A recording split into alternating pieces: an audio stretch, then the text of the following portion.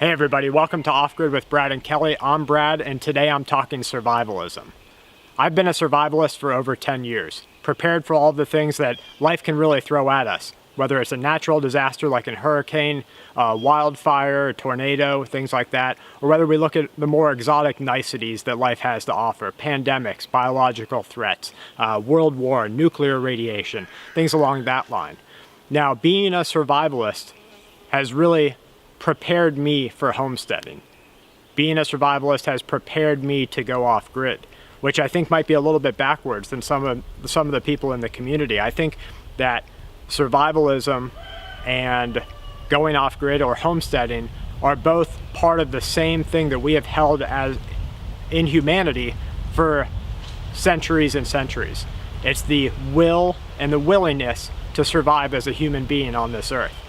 And so unlike some people in our community who get into preparedness or get into survivalism by first starting homesteading, I'd say it was backwards for me and Kelly, backwards for our family, whereas we saw the threats that the world has to offer, decided to prepare against those threats, and then in doing so learned all the skills that are necessary that blended so well into going off grid, blended so well into the homesteading environment. And I want to talk with you guys about how important it is to not put up these barriers. Not say that you don't have to do this just to survive, or you don't have to learn survivalism just to be a homesteader. You can really do whatever you want to do. And I think that's what's really important for us as a community, is to be able to move in that forward direction, to really do whatever it is that we want to do that better prepares us and our families to remove the dependency on the government, remove the dependency on the modern world, and really live a life that human beings were supposed to live. Now, some skills that I see as important and vital to survivalism are learning how to start a wetwood fire, learning how to make a fire kit, make a bow drill, identify flint and make your own flint and steel kit. Things like how to bandage a wound, how to find natural remedies in a rural environment, how much can a person take in a dosage of radiation, how to prepare a quarantine zone so that if you were to be stuck in a pandemic environment, then you would have a chance at survival. You would at least be able to quarantine yourself and your family from outside danger. Those are things that I find important and relative to our world as it stands right now, but also as a homesteader, I'm going to do the same thing. I'm going to need to start a wetwood fire to keep my house warm. I'm going to need to learn how to quarantine my animals instead of a human being to keep them from getting sick. Avian influenza is rampant right now, and it can knock out entire backyard poultry concerns in very little time. So it's definitely something that you have to learn how to do and how to handle and how to prepare for, so that you can have a better off-grid life. What are your guys' thoughts on this? Do you think being a survivalist better prepares you for homesteading, or do you think homesteading better prepares you for being able to survive a situation like that? I have a tag in this video. I want to know you from Jason from Big Bear Homestead. I want to know what your thoughts are on this. Did you first get into survivalism and preparedness and then homesteading?